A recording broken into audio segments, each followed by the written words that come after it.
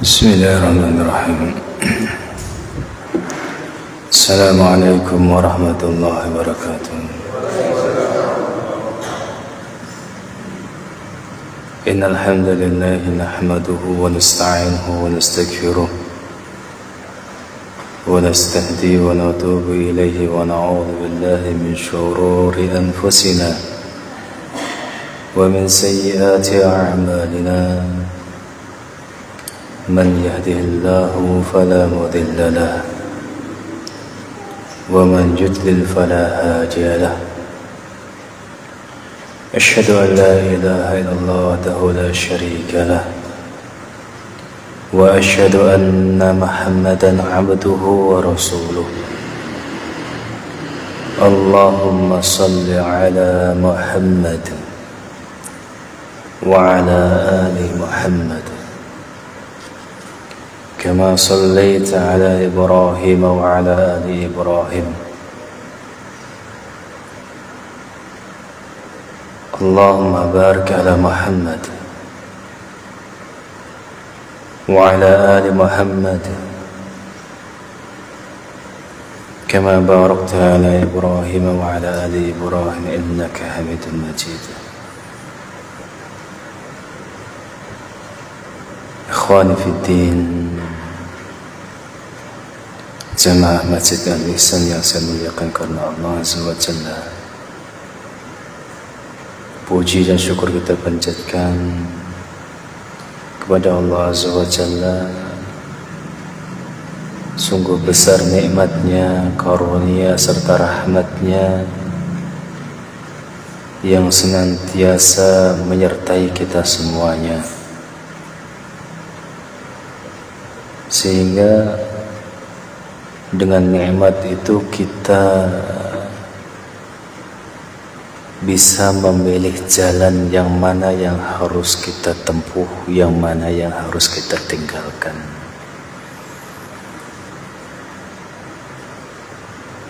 Yaitu nikmat ilmu. Nikmat ilmu. Ilmu itu kata Imam Syafi'i, la yatlubu ahadun ilma bil milk wa izzatin nafs fayaflah. Seseorang kalau menuntut ilmu bil milk dengan memiliki segalanya, menuntut ilmu tapi dengan milk artinya apa? Dengan segalanya itu mudah. Imam Syafi'i yang mengatakan seseorang tidak mungkin bisa menuntut ilmu atau mendapatkan ilmu atau falah fayaflah, dia berhasil dalam menuntut ilmu kalau kondisinya serba mudah. Gak mungkin, Pak. Serba gampang. Itu kata Imam Syafi'i.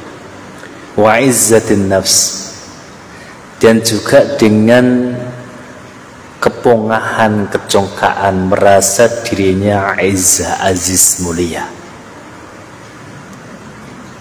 Artinya seseorang gak mungkin bisa mendapatkan ilmu ketika dirinya itu enak. Gak bisa, Pak. Makanya para ulama sepakat la yunalul ilmu birahatil jism. Ilmu enggak mungkin bisa didapatkan dengan badan yang enak.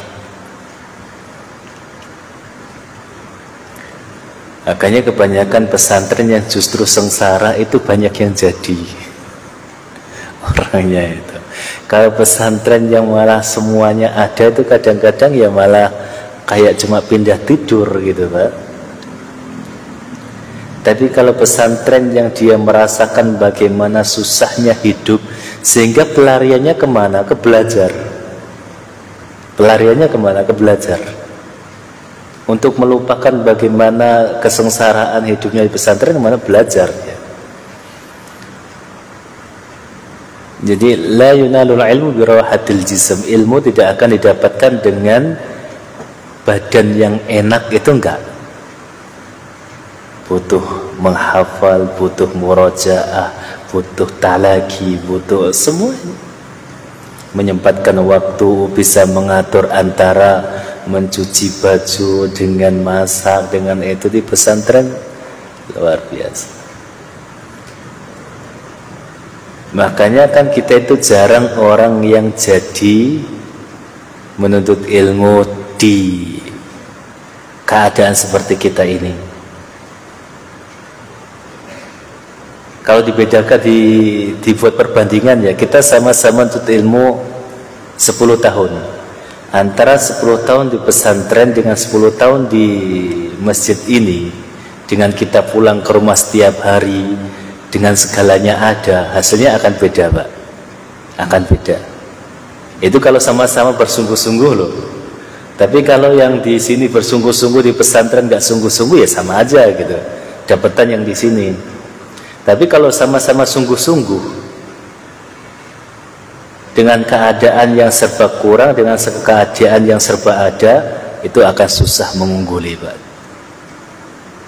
Karena dia punya himmah sendiri, punya motivasi sendiri, bagaimana seseorang itu menyiksa badannya untuk ilmu, Allah akan lebih ridho ilmu itu di bawah orang tersebut. Dia menyiksa badannya untuk ilmu, dia rela meninggalkan kenikmatan di rumahnya, dia rela meninggalkan kemudahan di rumahnya, dia rela meninggalkan semua, mungkin meninggalkan keluarga, meninggalkan semua yang ia bisa dapatkan dengan mudah di rumahnya, memilih tinggal di tempat serba kurang, serba terbatas, serba nggak ada apa-apanya, ya kan? Serba nggak ada apa-apanya. Maka yang tersebut itu akan lebih apa? Lebih Allah relai dia yang memegang ilmu, ya. Karena benar-benar berjuang untuk ilmu itu, yang dikorbankan itu banyak. Daripada kita di sini nuntut ilmu kadang-kadang sejam, imbalannya itu lebih banyak enaknya di rumah. Sejam ingat ilmunya, nyampe di rumah lupa. Enggak sampai ke rumah, sampai jalan situ sudah lupa. Pembahasan hari ini apa, malam ini apa, itu udah lupa. Kalau di pesantren beda, ya, pesantren beda. Nah, Imam Syafi'i mengatakan la yatlubu ahadumul ilma bil milk wa izzatin nafs fayaflah. Tidak mungkin orang yang menuntut ilmu dengan keadaan yang semua ada, kemudian dia merasa pongah, merasa congkak, merasa sombong, kemudian dia bisa berhasil untuk ilmu. Nggak ada ceritanya, kata Imam Syafi'i. Ya, dia mengatakan utlubul ilma bidayikil aish, dengan keadaan yang serba kurang, ya, wa khidmatil ulama, dan dengan khidmah kepada ulama, khidmah kepada ulama. Artinya khidmah kepada ulama itu, Pak. Ulama itu pokoknya dipepet aja terus, kebutuhannya apa, justru Rasulullah itu ya, saking sahabat tuh pengen menuntut ilmu kepada Rasulullah SAW, Rasulullah itu dibuat nggak capek gitu kan. Air ada yang ngasih, sandal ada yang bawain gitu. Rasulullah mau wudhu gitu, rebutan itu bawa air kepada beliau. Itu khidmah. Dan itu bisa jenengan dapati di pesantren-pesantren Nahdlatul Ulama, mereka khidmah kepada gurunya itu luar biasa. Khidmah kepada gurunya itu luar biasa mereka. Tapi semua tergantung niatnya kan. Dia akan mendapatkan pahala ketika niatnya untuk ilmu. Khidmah itu untuk ilmu, membalas jasa gurunya karena sudah memberikan ilmu yang luar biasa, maka khidmah, dapatkan pahala karena Allah Azza wa Jalla. Kemudian watawadu, dan harus tawadu, ya, baikil aish wa khidmatil ulama watawadu. Harus merasa rendah hati, jangan pernah merasa lebih tinggi dari ilmu. Sekalipun kita sudah mendengar ilmu itu 10 kali pembahasan tentang ikhlas, ikhlas lagi, ikhlas lagi. Pembahasan tentang katakanlah masalah toharoh lagi. Sudah bosen. Terkadang ada ilmu-ilmu yang mungkin terskip dari catatan kita, sehingga kita bisa dapatkan dari pembahasan malam tersebut atau hari tersebut. Jangan pernah merasa pongah, merasa sombong di atas ilmu. Selalu merasa tawadhu di hadapan ilmu. Para ulama juga seperti yang dikatakan Atha bin Abi Rabah, mufti Mekah kala itu. Itu mufti, Pak. Mufti Mekah, rujukan umat. Atha. Tapi ketika ada juniornya, katakanlah atau muridnya berbicara di hadapan dia, sedang mengisi majelis ataupun apa saja, itu dia dengarkan seperti seolah-olah nggak pernah mendengar ilmu itu. Padahal ilmu yang disampaikan sudah Atha kuasai sebelum orang yang menyampaikan itu lahir. Sebelum orang yang menyampaikan itu lahir, Atha sudah kuasai ilmu itu. Tapi ketika di hadapan ilmu, dia seolah-olah belum pernah mendengar. Subhanallah. Seolah-olah belum pernah mendengar, karena memuliakan ilmu. Maka ketika kita muliakan ilmu, ilmu pun akan senang berada di hati kita, karena dia merasa dimuliakan. Siapapun kalau merasa dimuliakan akan senang dengan orang yang muliakannya. Jenengan dimuliakan istri jenengan, senang napa boten? Senang. Maka jenengan akan senang bersama dengan istrinya jenengan. Kebalikannya juga, istrinya jenengan dimuliakan kali jenengan, senang napa boten? Remen napa boten? Remen. Maka istrinya jenengan kenapa? Remen kali jenengan. Demikian ilmu. Ketika ilmu jenengan muliakan, pertemuan dengan ilmu itu seolah-olah pertemuan baru pertama kali gitu loh. Selalu merasa apa? Merasa bahagia. Jenengan sudah menyimpan perasaan cinta katakanlah bertahun-tahun lamanya. Kemudian pertama kali ketemuan, bagaimana rasanya? Akan merasakan apa? Getaran luar biasa karena cinta itu. Dan di hadapan ilmu, kalau kita merasa bahwasanya perjumpaan dengan ilmu itu selalu merasa ini baru pertama kali, sebagaimana yang Atha lakukan, seolah-olah belum pernah mendengar ilmu, seolah-olah belum pernah mendengar bahasan itu gitu, seolah-olah belum pernah mendengar bahasan itu. Padahal pembahasan ilmu itu yang disampaikan itu sebelum yang menyampaikan lahir, Atha sudah menguasainya. Tapi beliau luar biasa, nggak pernah terlihat sombong di hadapan ilmu, selalu merasa iya, masya Allah, alhamdulillah, iya, seperti itu. Seolah-olah belum pernah mendengar, padahal ilmu itu sudah dikuasai jauh sebelum hari dia mendengar kala itu. Maka intinya ketika kita menuntut ilmu, paksakan diri. Mau sakit bagaimana yang kita rasakan ketika menuntut ilmu, paksakan. Mau katakannya menghafal, pegel, paksakan. Belajar, pegel, paksakan. La yunalul ilmu birahatil jism. Ilmu tidak bisa didapati dengan enak-enakan, nggak bisa. Ilmu apa saja, ilmu apa saja. jenengan pengen ison dangir api tapi turun omah ya bisa Pak. Nggih napa mboten? Ya tautan dangir kacang-kacange kabeh sendiri.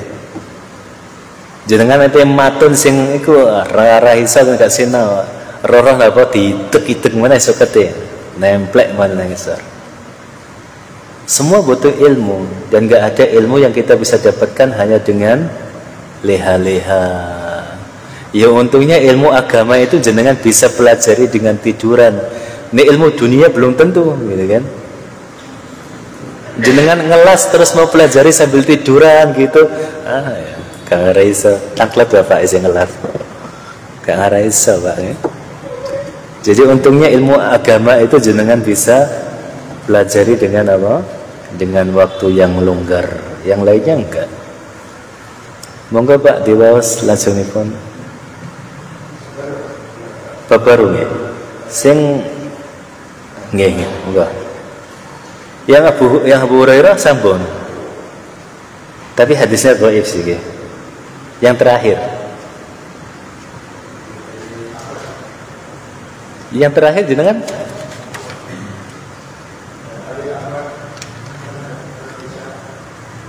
oh, terakhir niku Abu Hurairah mboten wonten. Kok ngen kula wonten dari Abu Hurairah. Dalam wonten sing sami mboten kalih cetakan kula mboten.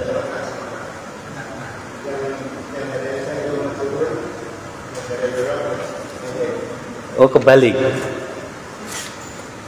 Tak wasa Abu Hurairah dengan kewaos yang baru mawon.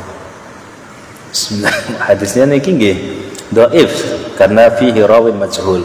Tapi kata Syekh Muhammad bin Shalih Al-Utsaimin ketika mensyarah hadis ini, hadal hadis dhaifun min jihatil sanad,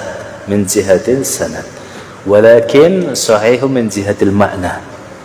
Hadis ini memang sanadnya dhaif, tapi maknanya benar. An Abi Hurairah radhiyallahu anhu, dari Abu Hurairah semoga Allah meridainya, qala Rasulullah SAW, bersabda Rasulullah SAW, inna tahta kulli sya'ratin janabah. Ada Pak? Ada. Itu sebelumnya, namun terakhir. Sebelum terakhir. Oh berarti dibolak-balik ya. Faksilu sya'ra wankul bashar. Ya, sesungguhnya di bawah setiap rambut itu masuk yang harus diberikan mandi jinabat kalau jenengan jinabat. Jadi faksilu sya'ra wankul bashar. Maka semua rambut itu cuci dan pastikan apa? Ini kulit yang kita kulit tumbuhnya rambut itu terkena air. Jadi semua rambut, kumis, jenggot, ketiak, bulu kemaluan, semuanya pastikan semua tempat itu terkena air. Ketiak harus ya jangan dilupakan ketika mandi jinabat. Memang hadisnya dhaif sanadnya, nggak bisa dipakai gitu. Tapi maknanya sahih karena Allah berfirman, wa in kuntum junuban fatahharu, ketika kalian junub maka bersucilah. Dan bersuci ini maknanya semua apa? Ya, semua harus disucikan. Dan kebetulan mandi jinabat itu adalah aktivitas mandi yang memungkinkan semua harus terkena basah. Mandi junub itu. Jadi wa in kuntum junuban fatahharu, ketika kalian junub maka semua harus dibasahi. Taib, itu maknanya itu. Jadi kalau jenengan misalnya rambutnya lebat atau mungkin bulu ketiaknya banyak ataupun apa, itu harus apa? Harus dibasahi. Sebenarnya kan bulu ketiak itu harusnya nggak banyak karena ada sunnahnya untuk mencabut bulu ketiak gitu. Jadi kalau seorang muslim yang taat itu harusnya bulu ketiaknya nggak banyak karena dicabutin. Ya, karena dicabutin. Tapi kalau jenengan nggak cabut bagaimana? Ya itu namanya khilafus sunnah, melisihi sunnah. Karena sunnahnya itu bulu ketiak seseorang dicabut, kumis dipendekkan, bulu kemaluan dicukur, ya kan, jenggot dibiarkan, itu sunnahnya. Kuku dipotong, itu kan termasuk apa? Sunnah. Kalau misalnya ada orang yang kukunya panjang, boleh apa tidak? Hukum asal boleh, tapi khilafus sunnah, menyelisihi sunnah. Menyelisihi sunnah dan kehilangan pahala yang besar. Dan kita tahu bahwa kuku itu tempatnya apa? Tempat kotoran gitu. Kadang-kadang kita itu apa namanya nggak begitu perhatikan ada najis di situ atau ada yang lainnya. Ya. Boleh nggak memanjangkan kuku? Ya selama dia tidak apa namanya, tidak seperti hewan sampai menyerupai hewan, ya nggak masalah, katakanlah segini. Tapi khilafus sunnah, menyelisihi sunnah, dan kehilangan pahala yang sangat besar. Ya.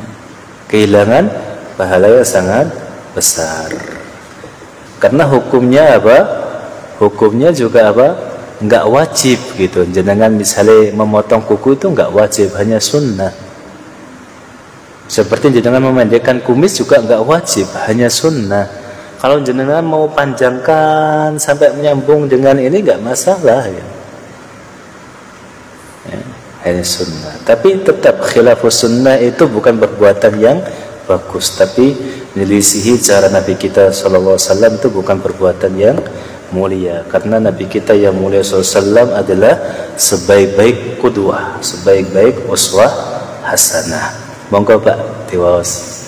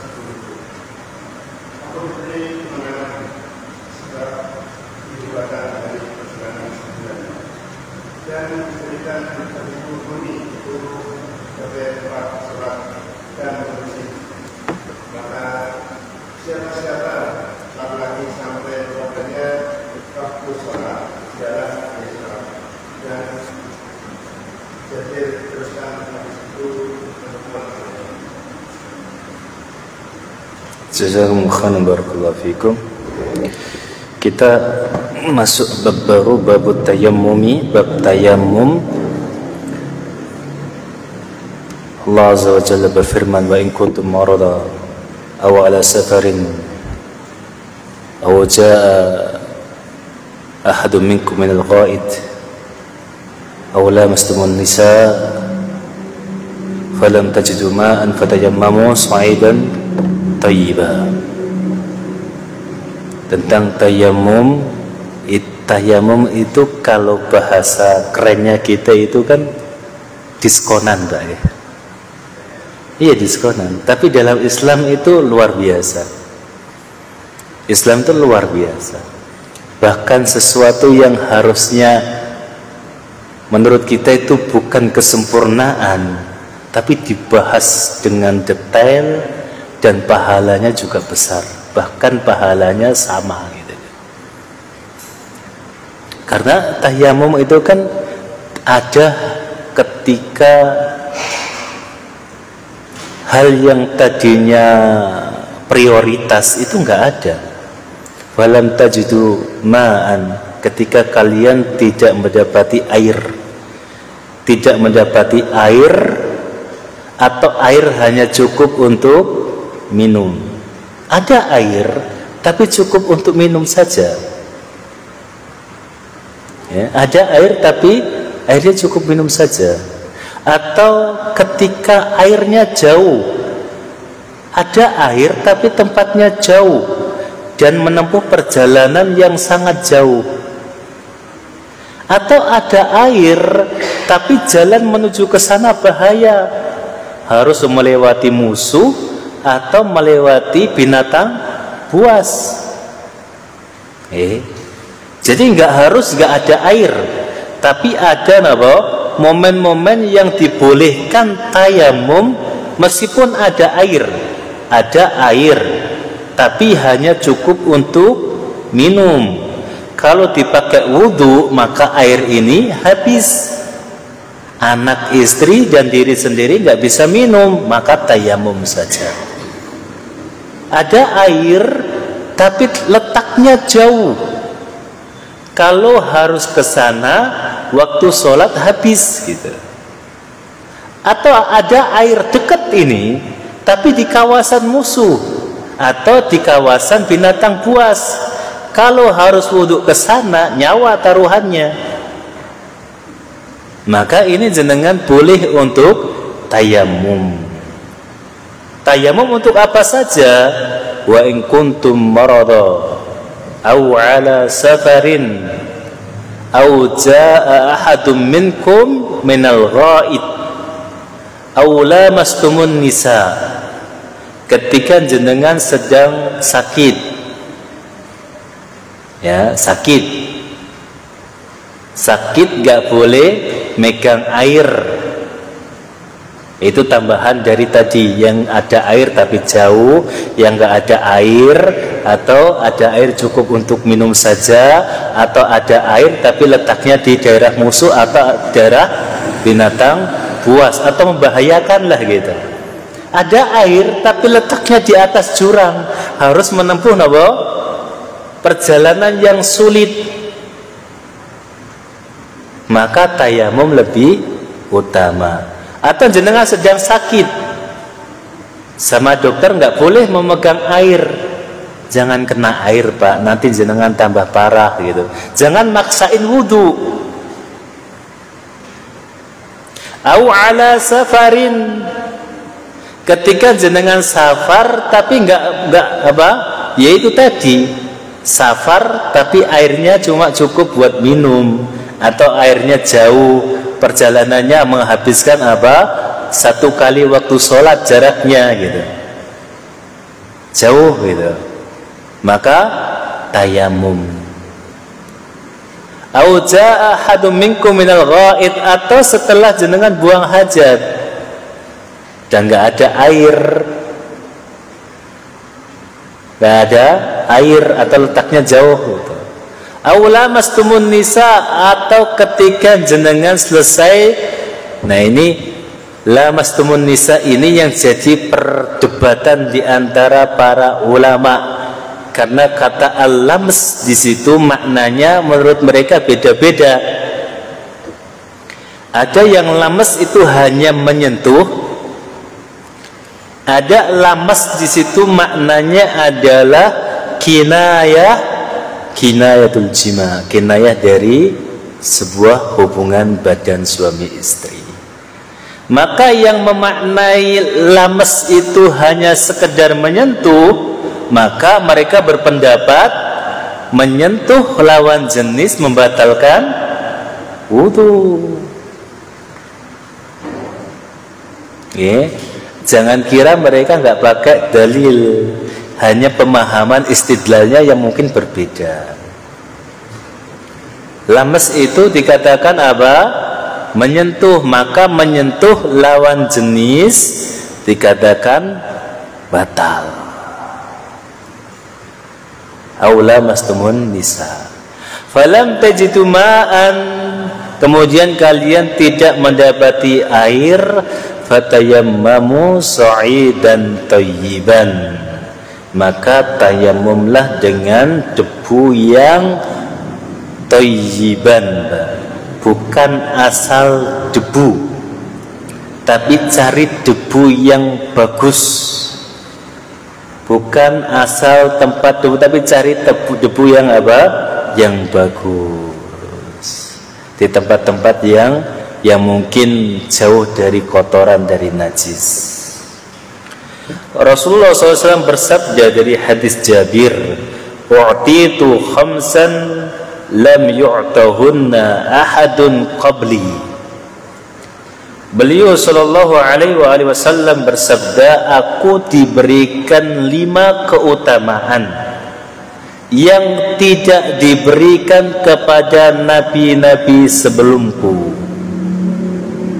Yang pertama, nusirtu birru'bi masirata syahrin.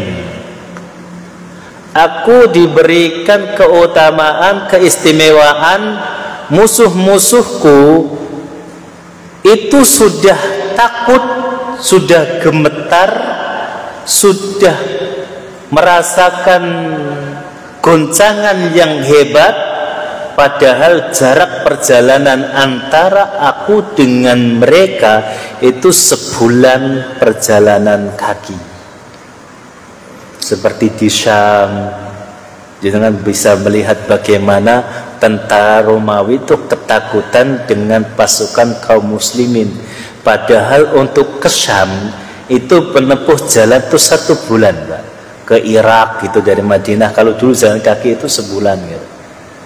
Ke Khurasan, ke Iran itu sebulanan jalan kaki. Tapi mereka kalau sudah mendengar pasukan kaum muslimin mau menyerang, itu sudah gemetar, Pak.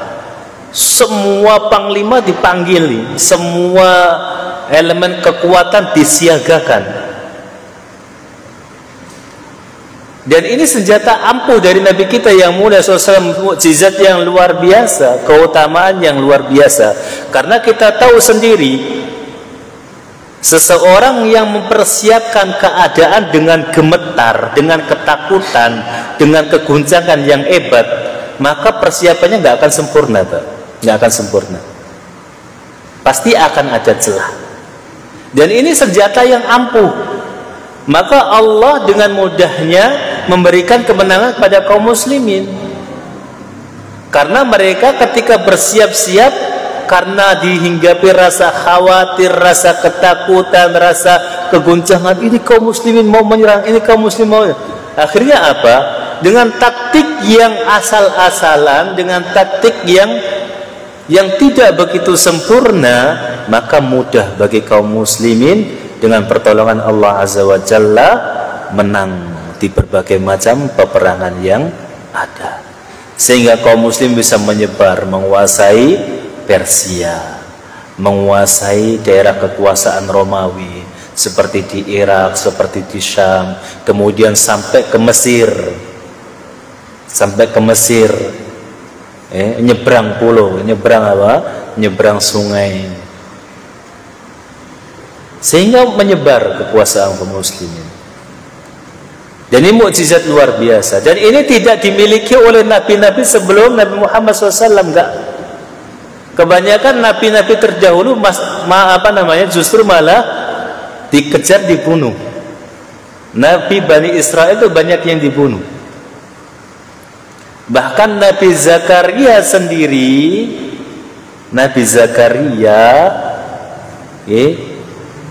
itu dibunuh oleh mereka, orang-orang Bani Israel.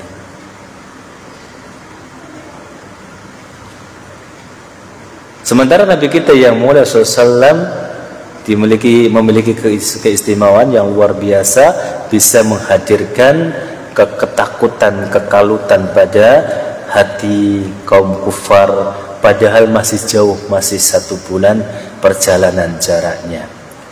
Wa ju'ilat liyal ardu masjidan wa tahuran. Dan semua tanah yang tidak ada najisnya itu dijadikan tempat yang suci dan bisa dijadikan tempat sholat, itu hanya pada kaum Nabi Muhammad saja. Nabi-nabi yang lainnya ketika mau beribadah mereka harus ke tempat-tempat ibadahnya, nggak bisa. Orang Nasrani kalau mereka punya ibadah-ibadah seperti pengakuan dosa ataupun misa ataupun Natalan dan yang lainnya, ibadahnya mereka harus di gereja, harus di tempat-tempat mereka. Orang Yahudi ketika mau beribadah harus di kuil-kuil mereka. Sementara orang Islam tidak, Pak. Maka orang Islam fa'ayyuma, siapa saja ya, fa'ayyuma rajulin adrakahus shalah falyusalli. Ketika siapa saja telah datang waktunya sholat, mau di mana saja, katakanlah jenengan sedang di perjalanan, falyusalli, maka sholatlah di tempat itu. Karena semua bagi umat ini adalah suci dan mereka bisa menjadikan tempat itu sebagai tempat sujud atau masjid. Masjid itu artinya apa, Pak? Tempat sujud, tempat sholat. Jenengan nggak harus, katakanlah jenengan berlima sudah masuk sholat duhur, sedang di perjalanan, nggak harus nyari masjid. Mau jenengan di pinggir jalan sholat ngadep kiblat, selesai jamaah di situ. Orang-orang Arab justru misalnya jenengan bisa dapati orang-orang Arab ketika adzan mobilnya parkir di jalan, sholat. Nggak harus nyari masjid, kita nyari masjid dulu gitu, enggak.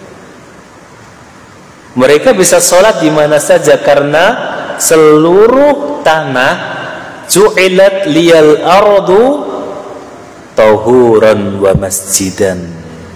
Semua tanah dijadikan untukku dan umatku suci dan bisa jadikan masjid. Artinya apa?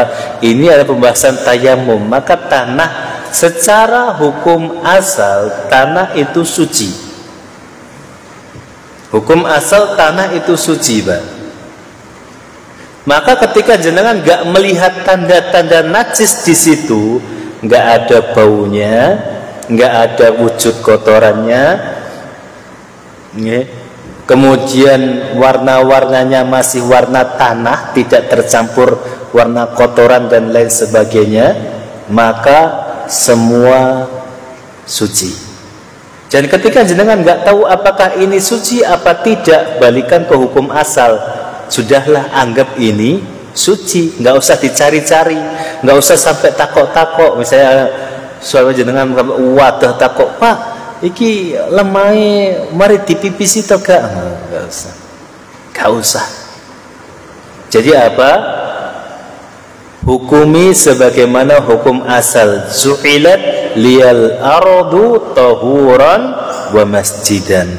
Hukum asal semua tanah itu tahuran dan bisa dijadikan masjid. Itu adalah tanah. Ini kan ada 5, baru 2. Yang 3 lagi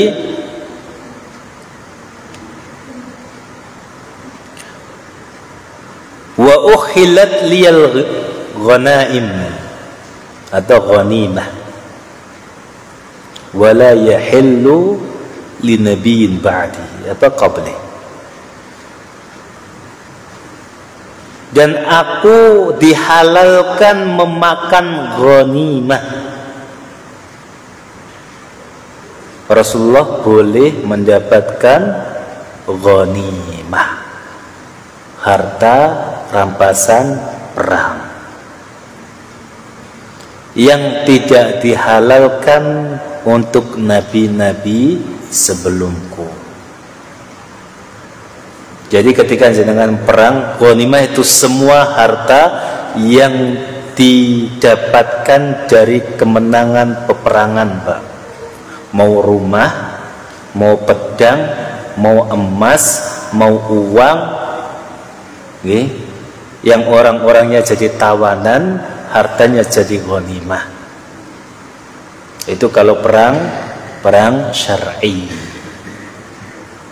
Ya, perang didasari dengan secara hukum perang yang benar-benar perang, bukan genosida, bukan menyerang, bukan sengaja membantai, tapi memang perang yang hasil perang yang memang memang kedua belah pihak menyatakan perang.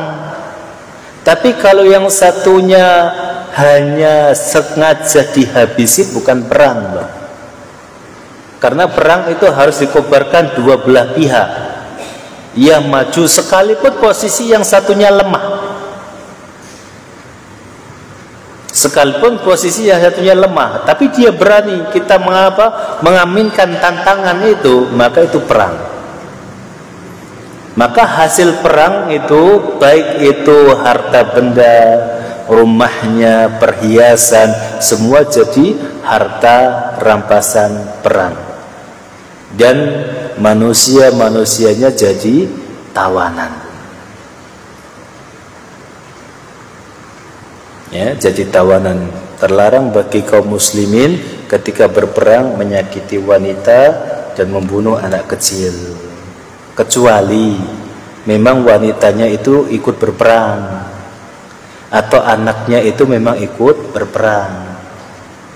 Tapi kalau mereka tidak ikut, maka terlarang bagi kaum muslimin menyakiti wanita dan anak kecil ketika berperang.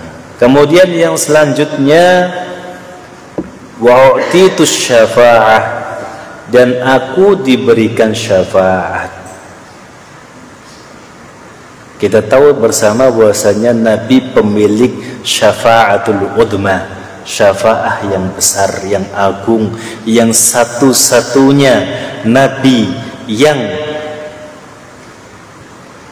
bisa mengemban itu ketika kaum manusia itu luar biasa kesusahan, huru hara, hiruk pikuk yang belum pernah kita bisa bayangkan, Pak. Bayangkan jenengan, orang kumpul mulai dari Nabi Adam diciptakan sampai nanti hari kiamat di satu tempat. Belum pernah ada, pokoknya belum pernah ada kejadian sebanyak orang itu kumpul dalam satu tempat. Wa yudna syamsu atau tudna syamsu ala qadril mil ala ra'si. Sementara matahari didekatkan dengan jarak 1 mil. Di antara ulama ada, atau di antara perawi hadisnya ada yang ragu, mil itu mil jarak atau mil itu mil celak. Mil yang tempat untuk celak namanya juga mil, atau jaraknya 1 mil. Oke lah, kita pakai jarak 1 mil. 1 mil berapa kilometer? Siapa yang hebat dalam hitung-hitungan? 1 mil berapa kilometer?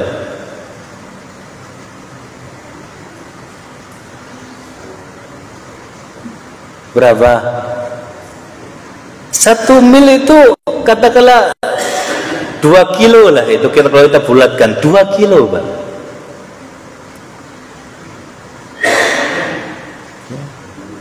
Itu kalau jenengan 100 kilo saja itu, atau 200 kilo itu udah sangat panas. Ini jaraknya sangat dekat dengan orang sebanyak itu.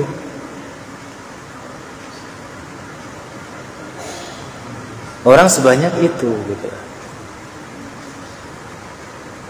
Dan semua orang tergantung amalan yang dibawanya. Dalam hal keringat, dalam hal kepanasan, maka berlomba-lombalah menjadi orang yang masuk pada 7 golongan yang Allah naungi. Sab'atun yudilluhumullahu fi dillihi la dilla illa dillu. 7 golongan yang Allah naungi, di mana tidak ada naungan pada hari itu kecuali naungan Allah Azza wa Jalla. Berlomba-lomba di situ. Karena hanya orang-orang tersebut yang akan mendapatkan rasa nyaman di saat semua orang lalu lalang kepanasan. Ada orang yang keringatnya sampai mata kaki, ada yang sampai lutut, ada yang tenggelam karena keringatnya sendiri. Luar biasa. Dan itu dikumpulkan. Kok bisa gitu, ada yang cuma keringat di sini? Itu dikumpulkan, sengaja dikumpulkan, Allah tahu. Jadi orang yang keringatnya emang sampai tenggelam dengan keringatnya itu bersama dengan orang-orang yang tenggelam keringatnya. Orang yang keringatnya sampai mata kaki bersama dengan mereka. Ada orang-orang yang dikumpulkan di bawah naungan Allah, itu bukti dikumpulkan sama Allah. Orang yang mendapat naungan dikumpulkan di tempat naungan. Tidak peduli apapun yang ia miliki di dunia, baik itu derajat, pangkat, kehormatan, strata sosial, kekayaan, kalau masuk 7 golongan itu nanti akan bersama-sama. Mungkin ada pemimpin yang adil bersama dengan orang-orang yang hanya bisa mencintai saudaranya semuslim. Pemimpin berarti kan besar, Pak. Salah satu yang mendapat naungan itu kan imamun adil, pemimpin yang adil, orang besar, punya rakyat banyak, mungkin diagungkan di dunia. Nanti akan bersandingan dengan rajulan tahaban fillah, istama'a lillah wa tafarraqa lillah. Dua pemuda, dua orang yang saling mencintai karena Allah. Mungkin harta enggak punya, ketenaran juga enggak, strata sosialnya rendah, tapi dia hanya punya cinta kepada saudaranya, tulus karena Allah. Tulus karena Allah. Uhibbuka fillah, aku mencintai engkau karena Allah, bukan karena yang lainnya, bukan hanya karena benda yang engkau berikan, bukan karena harta yang engkau kasihkan, bukan, tapi aku mencintai engkau karena Allah. Mungkin seperti itu. Dan imam yang adil tadi, pemimpin yang adil tadi, akan bersama-sama dengan orang yang tidak memiliki apa-apa, hanya punya cinta dalam hidupnya. Akan dikumpulkan bersama-sama. Jadi kejarlah 7 golongan yang Allah naungi, di mana tidak ada naungan kecuali naungan Allah Azza wa Jalla. Jenengan bisa jadi orang yang mengingat Allah kemudian air matanya berlinang. Rajulun dzakarallahu khaliyan fafadat 'ainah. Seseorang mengingat Allah dikala sendirian, dikala tidak ada orang yang mengetahuinya, di malam hari, di pagi hari, di siang, dimanapun keadaannya, ketika dia mengingat Allah Azza wa Jalla, fadat 'ainah, air matanya bercucuran keluar. Ya Allah. Mungkin orang itu nggak punya uang sebanyak kita, Pak. Mungkin kehidupannya juga nggak seenak kita. Akan tapi ketika dia bisa mengingat Allah, ketika mengingat Allah, berzikir subhanallah, subhanallah, subhanallah, nangis, Pak. Nangis. Buat kita mungkin biasa. Buat kita, apa sih istimewanya kalimat subhanallah? Kita sudah biasa melafadzkannya, saking biasanya sampai gak merasakan apa-apa. Kasratul misas tumitul ihsas. Kasratul misas, ya, kasratul misas tumitul ihsas. Karena seringnya berinteraksi, sudah gak peka lagi. Karena seringnya berinteraksi, hilanglah kepekaannya. Dulu pertama kali kita puasa merasakan suasana yang hebat, suasana yang indah, suasana yang berbeda. Pengalaman pertama, pengalaman kedua masih. Kalau sudah melakukannya 20 tahun, 30 tahun, nggak merasakan apa-apa. Karena terlalu banyak berinteraksi dengan itu. Dan itu bahaya ketika terjadi pada ibadah. Bahaya sekali. Seperti orang suami istri, pertama nikah, bulan madu, Dunia milik berdua. Mau orang ngomong apa nggak peduli. Katakanlah kalau si istri kesandung, yang dimarahin batunya, dilempar-lempar mungkin batunya, dihancurkan gitu kan. 10 tahun menikah, kesandung, beda lagi. Matanya kemana gitu kan. Jalan pakai mata, beda lagi. Kasratul misas tumitul ihsas. Karena seringnya berinteraksi, nggak peka lagi. Mungkin kalimat subhanallah karena kita sering mengucapkannya nggak istimewa. Tapi sebagian orang kalimat subhanallah, subhanallah, subhanallah ketika dia lafazkan, ketika dia zikir, tidak ada orang yang melihatnya, hanya dia dengan Allah, air matanya bercucuran. Entah apa yang membuat dia menangis. Entah ketakutan apa yang membuat dia menangis. Orang yang seperti itu Allah jamin mendapatkan naungan di saat kita semua sengsara pada mahsyar. Mungkin dia nggak punya apa-apa, Pak. Dan dia akan bersanding dengan imam yang adil, yang terkenal keimamahannya, yang terkenal kepemimpinannya. Dan bisa dipastikan di antara imam yang adil itu mungkin ada para nabi, para raja zaman dahulu, para khalifah, yang mereka adalah para pemimpin yang adil. Bayangkan, sudah banyak hal yang kita lewatkan dalam hidup ini. Maka selagi kita masih diberikan kesempatan, kejarlah itu. Ketika jenengan cerdas, kita cerdas, kejarlah amalan-amalan yang ringan tapi pahala-pahalanya itu luar biasa. Yang keempat tadi u'titu syafa'ah. Yang kelima, bu'istu lil alamin. Aku diutus untuk seluruh alam, sedangkan nabi-nabi lain untuk satu kaum. Kalau nabi enggak seluruh alam, rahmatan lil alamin. Sampai apa? Untuk hewan semuanya itu nabi kita yang mulia SAW, hewan sekalipun akan mendapatkan atau merasakan rahmatnya nabi kita yang mulia SAW. Maka kaum apapun, golongan manapun, negara manapun, ketika mereka mendengarkan dakwah nabi, ajakan Islam, kemudian tidak masuk Islam, maka dia akan terkena hukuman di akhirat. Berbeda dengan nabi terdahulu. Katakanlah Nabi Nuh diutus untuk kaumnya, Nabi Ibrahim untuk kaumnya, Nabi Lut untuk kaumnya. Kalau kaum Nabi Ibrahim nggak taat pada Nabi Lut, nggak masalah. Yang penting taat pada Nabi Ibrahim.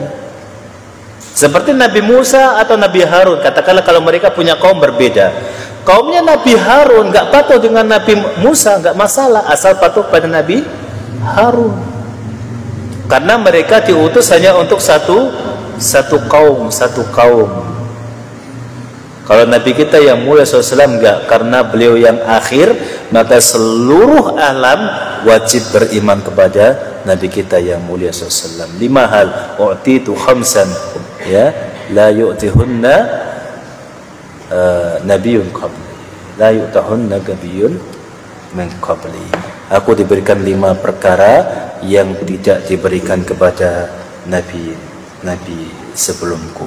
Baik, dan ini adalah yang masuk dalam hadis ini adalah su'ilat liyal ardu tahuran wa masjidan. Al-Hafidh Ibnu Hajar memasukkan hadis ini karena tanah dijadikan suci dan bisa dipakai untuk masjid.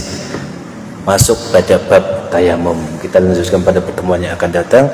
Subhanakallah bihamdika asyhadu an la ilaha illa anta astaghfiruka wa atubu ilaik. Assalamualaikum warahmatullahi wabarakatuh.